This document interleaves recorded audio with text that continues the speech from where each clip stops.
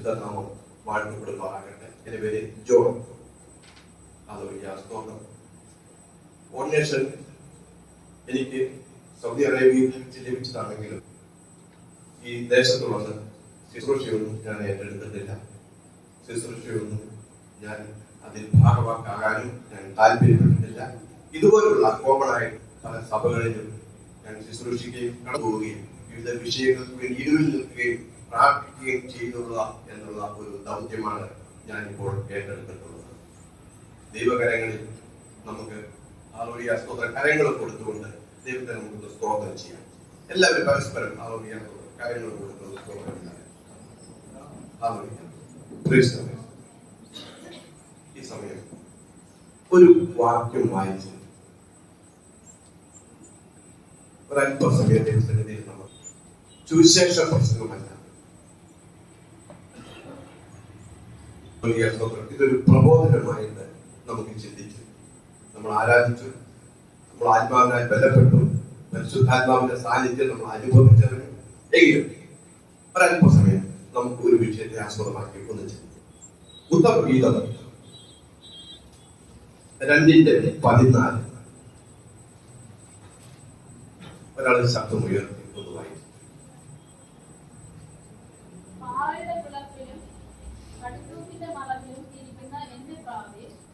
പാറയുടെ പിളർപ്പിലും കടുന്തൂക്കിന്റെ മറവിലും ഇരിക്കുന്ന എന്റെ പ്രാവേ, ഞാൻ നിന്റെ മുഖം ഒന്ന് കാണട്ടെ, നിന്റെ സ്വരം ഒന്ന് കേൾക്കട്ടെ, നിന്റെ സ്വരം ഇമ്പമുള്ളതും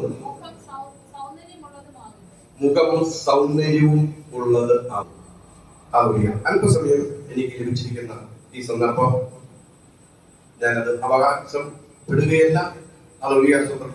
അല്പമെങ്കിലും ദീർഘിച്ചു പോയിട്ടുണ്ടെങ്കിൽ എന്നോട് ക്ഷമിക്കണം. എങ്കിലും ആ സമയപരിധിക്കുള്ളിൽ ഞാൻ നിർത്തുവാനായിട്ടാണ് ആഗ്രഹിക്കുന്നത്. ദീർഘസമയം ഇതിനെക്കുറിച്ച് എക്സ്പ്ലെയിൻ ചെയ്ത് നിങ്ങളെ ബോധ്യപ്പെടുത്തുക എന്നുള്ള എന്റെ ദൗത്യം. എങ്കിലും സമയപരിധി അത് പാലിക്കപ്പെടണമെന്ന്. അതുകൊണ്ട് തന്നെ പാറയുടെ പിളർപ്പിലും കടുന്തൂക്കിന്റെ മറവിലും ഇരിക്കുന്ന എന്റെ പ്രാവേ, ഉത്തമ ഗീതത്തിൽ ഈ വാക്യത്തെ ആസ്പദമാക്കി കേട്ടിട്ടുള്ളവർ ഒന്ന് കാര്യങ്ങൾ ഉയർത്തി. ദൈവം അനുഗ്രഹിക്കുമാറാകട്ടെ.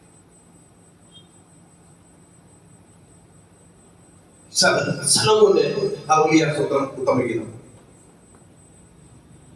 വിശുദ്ധ വേദപുസ്തകത്തിൽ ഇത് 12 ഭാഗങ്ങളായി ഇതിനെ വേർതിരിച്ചെടുത്തിരിക്കുകയാണ്. ഇതിന് വിശുദ്ധ വേദപുസ്തകം മനുഷ്യരിൽ പ്രവേശിക്കപ്പെടുത്തിയിരിക്കുന്നത് സ്ത്രീയും പുരുഷനും പഴയ നിയമപ്രകാരം പിതാവായ ദൈവവും സഭകളും, പുതിയ നിയമപ്രകാരം കർത്താവായ യേശു ക്രിസ്തുവും മക്കളായിരിക്കുന്ന നമ്മൾ ഓരോരുത്തരും. ഇതാണ് സ്തോത്രം പ്രാവിനെ കുറിച്ച് ഇവിടെ ഉദ്ബോധിപ്പിക്കുന്നത്.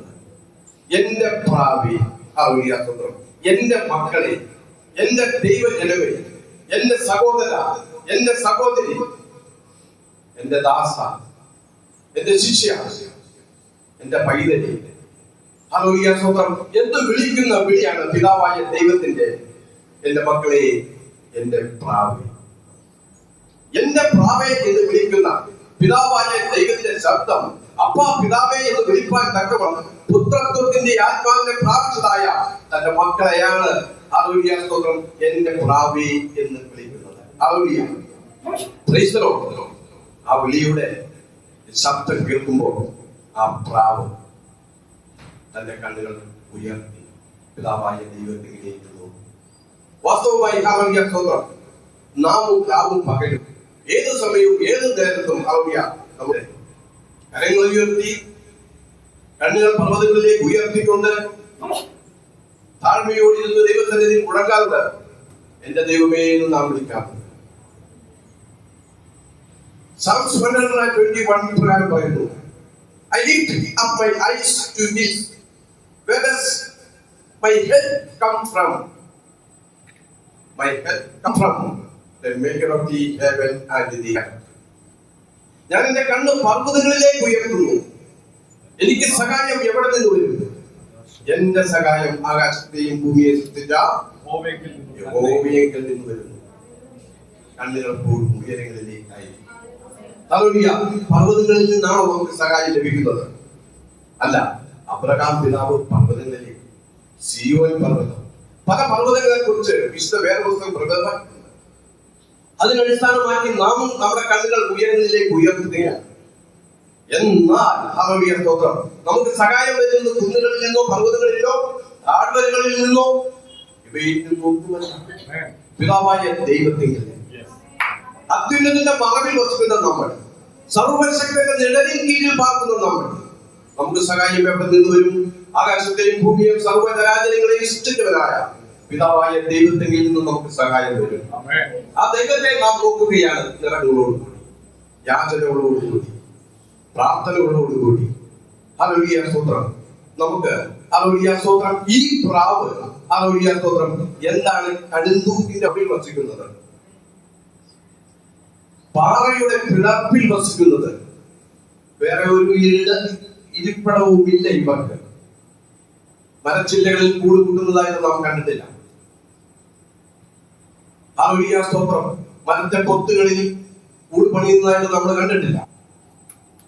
എന്നാൽ ചില ചുവരുകളുടെ മുകൾ ഭാഗത്തായിട്ട് ഹല്ലേലൂയ സ്തോത്രം ഇവ ഹല്ലേലൂയ കെട്ടിടങ്ങളുടെ വാർക്കയ്ക്കടിയിൽ ഓടിഞ്ഞടിയിൽ ഇവയൊക്കെ വളരെ സുരക്ഷിതമായിട്ട് കൂട് പണിയുന്നതായി നാം കേട്ടിട്ടുണ്ട്, കണ്ടിട്ടുണ്ട്.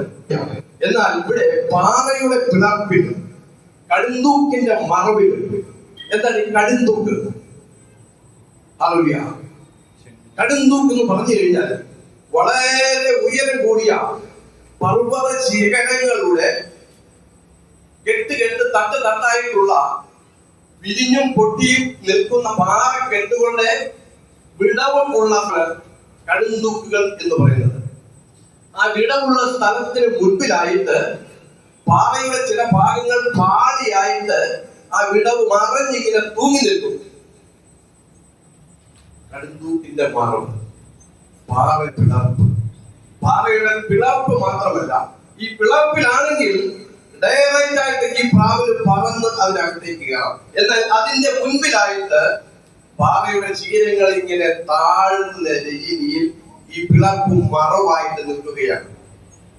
അതിഭയങ്കരമായ കൊടുങ്കാറ്റടിച്ചാലോ ഈ പാറക്കെട്ടുകളുടെ ഇടയിലുള്ള കോലാടുകളോ അന്യജീവികളോ മൃഗങ്ങളോ ജന്തുക്കളോ ഒന്നും ഈ പാറക്കെട്ടുകളുടെ ഇടയിലേക്ക് കടന്നു വന്ന് ഈ പ്രാവിനെ ഉപദ്രവിക്കുവാൻ സാധിക്കാത്ത വിധം പാറക്കെട്ടുകളുടെ മറവിലാണ് ഈ പ്രാവ് കുടിച്ചിരിക്കുന്നത്.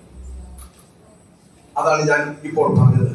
അത്യുന്നതന്റെ മറവിൽ, സർവശക്തന്റെ നിഴലിന് കീഴിലും ഈ പാറയുടെ ഈ താഴ്ന്നു നിൽക്കുന്ന ആ ഓലത്തിന്റെ മറവിലാണ് ഈ പ്രാവ് കൂടുവച്ചിരിക്കുന്നത്, മുട്ടയിടുന്നത്, കുഞ്ഞുങ്ങളെ സംരക്ഷിക്കുന്നത്. അവ സുരക്ഷിതമാണ്, സേഫ് സ്റ്റോണാണ്, സുരക്ഷിത മേഖലയാണ്. ഒരു വന്യമൃഗങ്ങളോ ഇഴജന്തുക്കളോ അവിടെ കയറുന്നതല്ല. അവിടെ സാധാരണയായി വരുന്നത് നാം കേട്ടിട്ടുള്ളത് കഴുകനോ അല്ലെങ്കിൽ പരുന്തോ ആയിരിക്കും. കാക്കയോ മറ്റു പക്ഷികളോ ഒന്നും ഈ ശിഖരങ്ങളിൽ, ഈ വലിയ ഗോപുരം പോലെ ഉയർന്നു നിൽക്കുന്ന ഈ മേഖലകളിലേക്ക് കടന്നു ചെല്ലാറില്ല. അവിടെ കഴുകനും അവിടെ പരുന്തുകളും മാത്രമേ ചെല്ലാറൂ. അവർ ഇതിനെ ഉപദ്രവിക്കും. ആ ഇതിനായി ഇവ തെരഞ്ഞെടുത്തിരിക്കുന്നത്, ഇവയെ പ്രാപിച്ചിരിക്കുന്നത് കടുന്തൂക്കിന്റെ മറവ്. ഒരു പരുന്ത് അങ്ങോട്ട് പറന്നു ചെന്ന് കഴിഞ്ഞാൽ ഈ താഴ്ന്നു നിൽക്കുന്ന പാറയുടെ ആ ഭാഗത്തിന്റെ അടിയിൽ കൂടി നുഴഞ്ഞു കയറി വേണം പിളർപ്പിലേക്ക് കയറാൻ. പാറയുടെ അടുത്ത് ചെല്ലുമ്പോഴത്തേക്ക് ആ ഇറങ്ങി തളരും. മാത്രമല്ല പിന്നെ പറക്കാതിരിക്കത്തില്ല. പറക്കാതിരുന്നാൽ ആ പറക്കുന്ന ആ പക്ഷി ഏതാണോ അത് താഴേക്ക് പോകും. അവിടെ ചെന്നതിന് ശേഷം താഴേക്ക് ഒന്ന് കൂപ്പിട്ട് വേണം ഈ താഴേക്ക്. അത് സാധ്യതയില്ല. അത് സുരക്ഷിതമായ ഒരു മേഖല അതിന്റെ ദൈവം പ്രാപ്തമായിട്ടുള്ള ഒരു ജീവിയാണ്, ഒരു പക്ഷിയാണ് പ്രാവ്. ഈ പ്രാവിന്റെ സുരക്ഷിത മേഖലകളിൽ അത് വളരെയധികം സ്വാതന്ത്ര്യത്തോടും കൂട്ടായ്മകളോടും ഐക്യതയോടും കൂടിയാണ് ഈ പ്രാവ് തന്റെ ഇര തേടുവാനും തന്റെ സഹവാസങ്ങളെല്ലാം അവിടെ വളരെ സുരക്ഷിതമാണ്.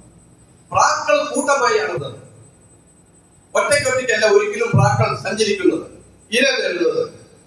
ആ കൂട്ടത്തിന് ഒരു ഐക്യമുണ്ടായിരിക്കും, അതിനൊരു ബലമുണ്ടായിരിക്കും. നാം കൊടുക്കുന്ന എല്ലാ ആഹാരങ്ങളും ഈ പ്രാക്കൾ ഭക്ഷിക്കുകയില്ല. എവിടെയെങ്കിലും ആഹാരം ഉണ്ടെങ്കിൽ അവിടെ ചെന്ന് ഈ പ്രാക്കൾ സ്വമേധയാ അത് വായി വലിച്ച് കഴിക്കുകയില്ല. ആഹാരത്തെ വളരെ നിരീക്ഷിച്ച് വളരെയധികം ശ്രദ്ധിച്ച് നമുക്ക് കണ്ടാൽ അറിയാം. നമ്മുടെ എന്തെങ്കിലും ഒരു ആഹാരം നമ്മുടെ വീട്ടിൽ ഇട്ട് നോക്കിക്കേ, അത് പറന്നു വന്ന് അത് മറ്റൊരിടത്ത് കൂട്ടായി ഇരുന്നിട്ട് ഇതിനെ വീക്ഷിക്കും, ഇതിനെ നിരീക്ഷിക്കും. അശുദ്ധമായ സ്ഥലങ്ങളിൽ ഒന്നും പ്രാവ് വന്നിരിക്കത്തില്ല. വൃത്തിയുള്ള പുതലകളിൽ മാത്രമേ ഈ പ്രാക്കൾ വന്നിരിക്കുകയുള്ളൂ. വളരെ ആലോചനയോടുകൂടി ശ്രദ്ധയോടുകൂടി സുരക്ഷിതമായി വസിക്കുന്ന ഒരു പക്ഷിയാണ് പ്രാവ്. പ്രാവിന്റെ കാലുകൾ നാം ശ്രദ്ധിച്ചു വളരെ വൃത്തിയായിരിക്കും, വളരെ ശുദ്ധമായിരിക്കും. പ്രാവിന്റെ കണ്ണുകൾ നാം ശ്രദ്ധിച്ചിട്ടുണ്ടോ? കണ്ണ് ചുവന്ന് തൊടുത്ത് കണ്ണുനീർ ഒഴുകിക്കൊണ്ടായിരിക്കും. പ്രാവുകളുടെ കൂട്ടങ്ങളെ കണ്ടിട്ടുണ്ടോ? പരസ്പരം ആത്മാർത്ഥതയും സ്നേഹവും കൂട്ടായ്മയുള്ളവരായിരിക്കും. പ്രാവിന്റെ ശരീരം നാം ശ്രദ്ധിച്ചിട്ടുണ്ടോ? സ്വന്തം ശ്രദ്ധിക്കുക എന്ന് പറയുമ്പോൾ എല്ലാവർക്കും പക്ഷികളെയും ജന്തുക്കളെയും ഇഴജന്തുക്കളെയും പ്രാണികളെയും ഒന്നും ശ്രദ്ധിക്കാൻ പറ്റത്തില്ല. ഇവിടെ എഴുതപ്പെട്ട പ്രകാരം ആകാശത്തിലെ പറവകളെ നോക്കുകയും അവർ വിതയ്ക്കുന്നില്ല, കൊയ്യുന്നില്ല, കളപ്പുരയിൽ പോകുന്നില്ല. നമുക്ക് ഈ പക്ഷികളെല്ലാം നമുക്ക് നോക്കാൻ പറ്റുമോ? ഇല്ല. എന്ത് വെച്ചിരിക്കുന്നത് നാം അതുപോലെ നാം മനസ്സിലാക്കിയിരിക്കുന്നത്. ആകാശത്തിലെ പറവകളെ നോക്കുകയും അവർ വിതയ്ക്കുന്നില്ല, കൊയ്യുന്നില്ല, കളപ്പുരയിൽ കൂട്ടുന്നില്ല. ഈ ശ്രദ്ധിക്കുന്ന കാര്യത്തെ കുറിച്ചാണ് ഞാൻ ഈ ഒരു എക്സാമ്പിൾ പറഞ്ഞത് കേട്ടോ. അതിലെ വിഷയം ഒരു പക്ഷി ഒരു മരച്ചെടിയിൽ ഇരിക്കുന്നത് നമ്മൾ കണ്ടു കഴിഞ്ഞാൽ, നമ്മൾ ശ്രദ്ധിച്ചു കഴിഞ്ഞാൽ, നമ്മൾ വീക്ഷിച്ചു കഴിഞ്ഞാൽ എന്താണ്? ഒരു കാക്കയായിക്കോട്ടെ, നമുക്കതിനെ എടുക്കാം. അതിങ്ങനെ ചുണ്ട് കണ്ണുകളും പരതി ഇങ്ങനെ എവിടെയുണ്ട് ആഹാരം, എവിടെയുണ്ട് ഭക്ഷ്യവസ്തുക്കൾ, എവിടെയുണ്ട് കുഞ്ഞുങ്ങളുടെ അപ്പം, ഇര നേടാനുള്ള വ്യഗ്രതയാണ്. ഇപ്പൊ ഇത് 24 മണിക്കൂറിൽ ഇവരുടെ മണിക്കൂർ സമയവും ഇവര് വളരെ അലേർട്ടായിരിക്കും. ഇവരുടെ ഭക്ഷണം, ഇവിടെ ആഹാരം, ഇവിടെ കുഞ്ഞുങ്ങൾക്കുള്ള ആഹാരം, ഇത് ഇങ്ങനെ ഇവരുടെ ചുണ്ട് കണ്ണും എല്ലാം ചലിച്ചുകൊണ്ടിരിക്കും, പരതിക്കൊണ്ടിരിക്കും. അവർ വ്യഗ്രതയാണ്, അവർക്ക് ആഹാരം ഇര നേടാനുള്ള വ്യഗ്രത. അതുകൊണ്ടാണ് പറയുന്നത്, നിങ്ങൾ പക്ഷികളെ നോക്കി, ആകാശത്തിലെ പറവകളെ നോക്കി. അവർ വിതയ്ക്കുന്നില്ല, കൊയ്യുന്നില്ല, അവർ കൃഷി ചെയ്യുന്നില്ല. അവർ ജീവികളിൽ നിന്ന്, സസ്യലതാദികളിൽ നിന്ന്, പഴവസ്തുക്കളിൽ നിന്ന്, അതുപോലെ തന്നെ മനുഷ്യ ജീവിതം അധിവസിക്കുന്ന മേഖലകളിൽ നിന്നൊക്കെയും ആഹാരം ഇവർ തേടുന്നത്. അവർക്ക് ദൈവം കൊടുക്കുന്നുണ്ട്, അവർക്ക് ദൈവം എത്തിച്ചു കൊടുക്കുന്നുണ്ട്, ദൈവം അവർക്ക് നൽകുന്നുണ്ട്, അവർ ഇര തേടുന്നുണ്ട്. എന്നാൽ അവരെ നാം വീക്ഷിച്ചു നോക്കിക്കഴിഞ്ഞാൽ ഏതെങ്കിലും ഒരു മരച്ചില്ലയിൽ പക്ഷി ഇങ്ങനെ വളരെ മൂടിയായിട്ടിരിക്കുന്നുണ്ടോ? എന്തെങ്കിലും മൂടിയായിട്ട്, എന്തെങ്കിലും ക്ഷീണിച്ച് തളർന്നിരിക്കുന്നുണ്ടെങ്കിൽ ആ പക്ഷിക്ക് എന്തോ രോഗമുണ്ട്. ഒരു ജില്ലയിൽ നിന്നും മറ്റൊരു ജില്ലയിലേക്ക്, ആ ജില്ലയിൽ നിന്നും മറ്റൊരു ജില്ലയിലേക്ക് അവ ഇങ്ങനെ പറന്നുകൂടി നടക്കുകയാണ്, വിശ്രമമില്ലാതെ. ആ വിശ്രമമില്ലാത്ത അധ്വാനത്തിന്റെ ഫലമായി അവർ ഇര തേടുകയാണ്. അവരുടെ രാവ് അടുത്തു, അവർ കൂട്ടിലേക്ക് മടങ്ങി പോകും. അവർ പകൽ മുഴുവനും അധ്വാനിച്ചു. അധ്വാനത്തിന്റെ ഫലം അവർ ഭക്ഷിച്ചു. അവരുടെ കുഞ്ഞുങ്ങൾക്കും അവർ സമ്പാദിച്ചു. അവർ ഇര തേടി പോവുകയാണ്. ഇതാണ് പക്ഷികളെ നാം ഒന്ന് ചിന്തിക്കുവാനായിട്ട് നാം പറഞ്ഞത്. നമുക്ക് ഒരു ഭാഗം വായിക്കാം. ഗലാത്യർ 3:27 നമുക്കൊന്ന് വായിക്കാം.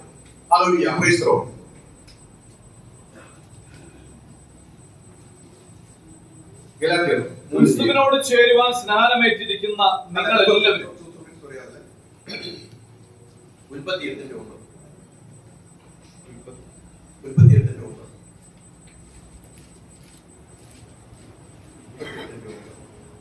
എന്നാൽ ഭൂമി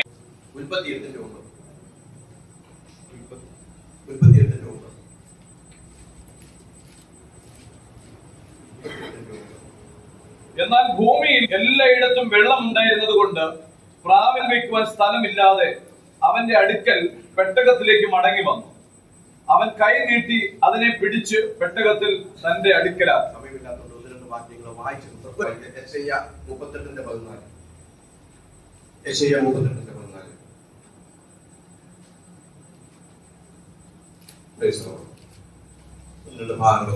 മീവൽ പക്ഷിയോ കൊക്കോ എന്ന പോലെ ഞാൻ ചിലച്ചു, പ്രാവിനെ പോലെ ഞാൻ കുറുകി, എന്റെ കണ്ണ് ഉയരത്തിലേക്ക് നോക്കി ക്ഷീണിച്ചിരിക്കുന്നു. യഹോവേ, ഞാൻ പീഡിപ്പിക്കപ്പെട്ടിരിക്കുന്നു, നീ എന്നെ ഏറ്റെടുക്കണമേ. മത്തായി 10:16 പോയി പെട്ടെന്ന് ഓടിച്ചു പോകുകയാണ്. വളരെ സമയമെടുക്കേണ്ട ഒരു വിഷയമാണ്, എങ്കിലും സമയപരിധി ഉള്ളിൽ എനിക്ക് നിർത്തേണ്ടതുകൊണ്ട് ഞാൻ വളരെയധികം പെട്ടെന്ന് നിർത്തുകയാണ്. ഈ ഭാഗങ്ങളൊക്കെ നമ്മൾ ഒന്ന് കണ്ണോടിച്ച് ഒന്ന് ശ്രദ്ധിച്ചു പോയാൽ മതി. 10:16.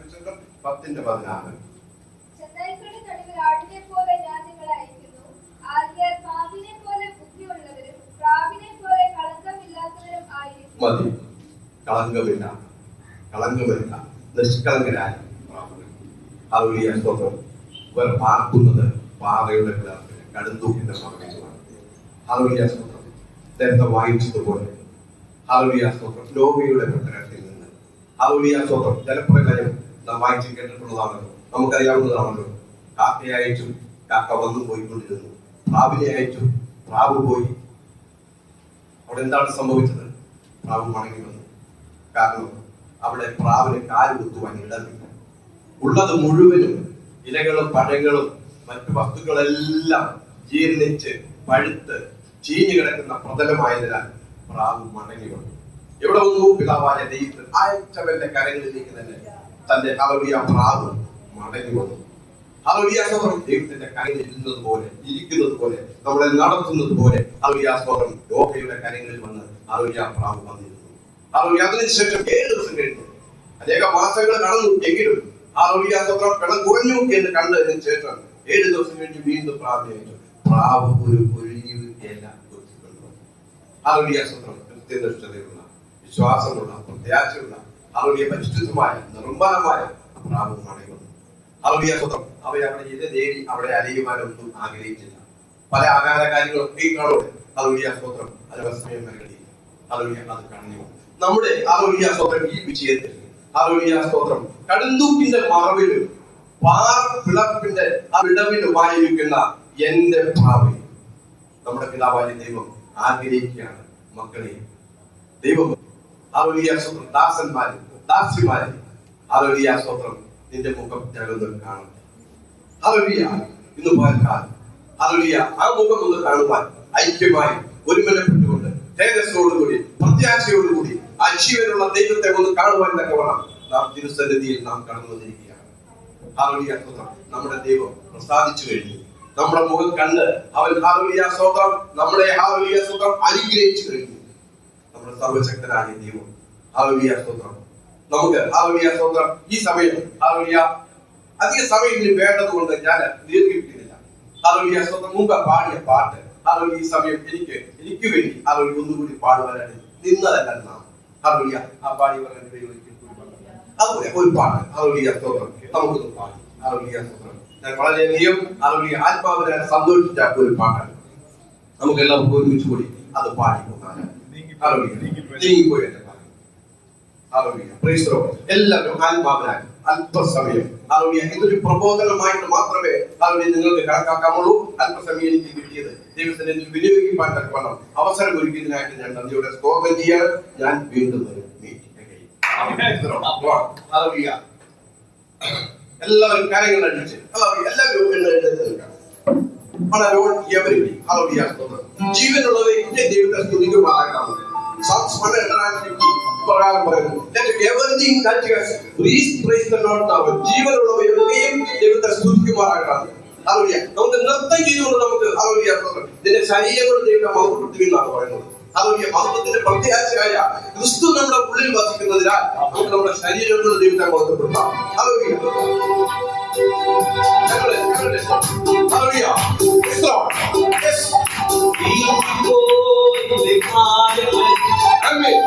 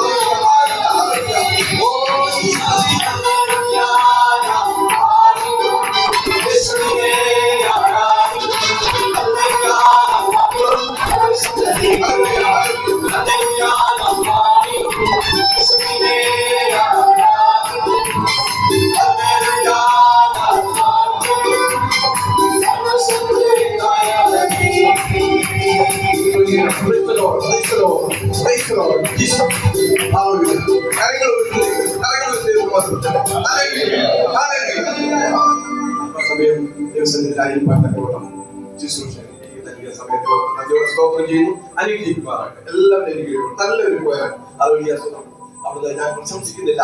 ദൈവം അവരോട് ഇടപെടുമാറാകട്ടെ, അനുഗ്രഹിക്കുമാറാകട്ടെ. Thank you very much for that. God bless you.